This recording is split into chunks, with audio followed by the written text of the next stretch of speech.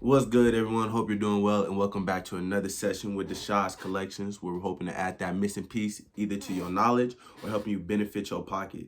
In today's session, we're going to be talking about what is e-commerce and what can social media marketing do for you inside of the year 2022. Without wasting any time, let's dive right into it. So, what are the types of e-commerce businesses that are being engaged in currently? To begin, we got to understand what is e-commerce. E-commerce is simply the selling of a product or service online.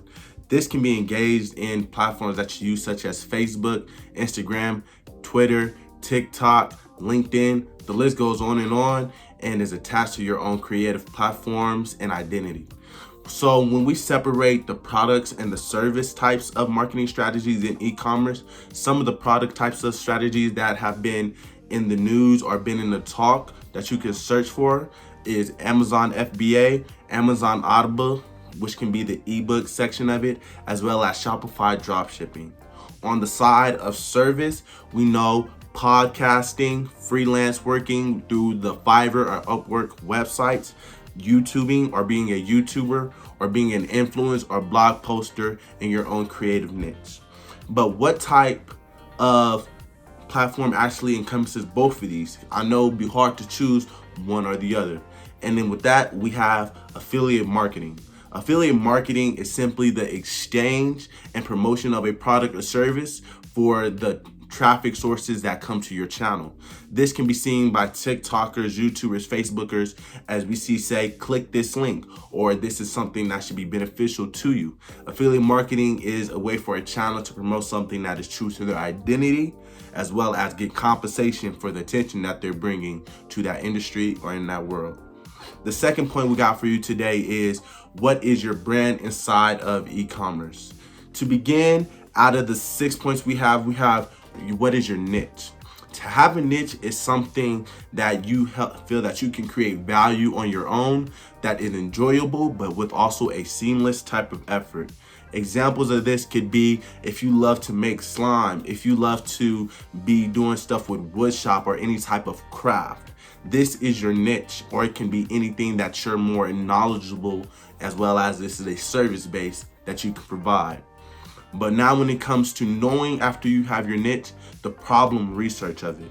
When it comes to the problem research, you have to try to separate it versus individual, as well as just knowing what it means inside of the e-commerce world. You have to know the questions that are being asked, as well as where to find where those questions are being tracked for you to better use. And we'll give you some more of these sources later on in the video. Now let's go into what does it mean that you have to leverage your platforms. Leveraging your platform is knowing what platforms to build your audience and exposure on. That really means you must already start with what you already see. If you see your niche already promoted on Facebook, Instagram, YouTube, or TikTok, that means that your niche probably has a gateway or a type of marketing path that's already being started. The next point is making sure that you're having consistency. Consistency inside of all of e-commerce is one of the most important. You have to either choose, begin, or continue in the areas you can grow without building a hectic type of management. You can want to do YouTube, you can want to do podcasting, you can want to do all of these types of e-commerce marketing and management styles. But if you can't have the time of the week to manage it, saying that you put 4 hours to a podcast editing and 6 hours to YouTube editing, it'll become a hectic management style. And rather than continuing and creating a credible resource and channel for people to come to, then you're just trying to overextend and stay in the conversation. It's easy to be inside the trends for a week or 2 weeks, but to constantly provide information or a service people truly find value from, it all goes into the discipline that you have for your channel and in your e-commerce platform or your market. The next point we have is making sure that there is truth. Truth is one of the most important in e-commerce because we all know about clickbait, but to understand that the misleading messages will limit and make it harder for you to grow and make it harder for people to actually understand what your voice is. Don't be a channel or don't create a product inside e-commerce if you're looking to get money off of clickbait. Chances are you will probably, and as we see with scammers popping up in chats, you'll probably get money, but you're probably not going to be sustainable for a long period of time. The last point when it comes to your branded site e-commerce is powering your launch. When we mean by power your launch, it means to set days, set times inside your posts on these algorithms, as well as understanding what algorithms are being managed when it comes to your posts. This is knowing your hashtags, this is knowing your music, this is knowing the times of day that whatever industry you're in or niche you're in, you know when they're logging on, and understanding how the seasons, trends, and politics affect all of this. But make sure that it is something that is enjoyable and takes away a seamless effort, because this shouldn't feel like a job. It should feel, again, like something on the side and something that you add value to. The next point we got for you in major point would be how to power your consumption as well as your creation.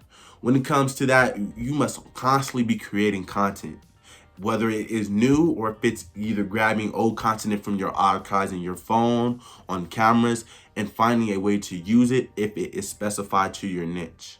You must be controlling and consuming. You must control what you are consuming. That way you can power this through utilizing the trends and, most importantly, setting the trends for your individual market or your business. So that brings us to our last point. What are some of the top social media marketing tools to have or to be aware of, how to utilize? Our first point starts with problem research. Answer the Public is a source in which takes mass surveys as well as collections of answers and questions through Google, Yahoo, and other sources and websites, and gives you a list of questions that are being asked. That way, when it comes to what objections your audience may have, you already know the questions they're asking. As well as any type of Google certification will help you better utilize your problem research. The next one we have is flyers, and as well as any type of marketing planning. Our source we have is Canva. Canva, not alone just with poster making, postcard making, help you with graphs as well as post scheduling. The next thing would be basic management tools. Some basic management tools that we found are HostGator. This is a site domain hosting platform in case you have your unique name, but you don't want to pay $14 a month to hold your domain browser. We have Aweber, another site domain with another specialization in email management, making sure that every time you gain a client, you don't lose a client. The last one we have is MailChimp, another email marketing service website that helps you manage your clients and better promote yourself inside the e-commerce world. As always, make sure that you subscribe and hit that like button. And thank you for tuning in to Desha's Collections. And hopefully we see you in another session and we add that missing piece either to your knowledge or we help you benefit your pocket. Enjoy the rest of your day.